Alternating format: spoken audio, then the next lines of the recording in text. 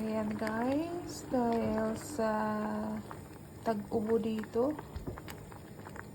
nagluluto tayo ng i-blend na ginger. Ayan. Paano nga ba magluto nito? Yung fresh ginger, balatan nyo lang yun. I-chop nyo.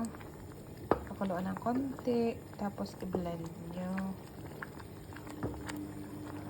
Ayan. Tapos lagyan nyo ng honey.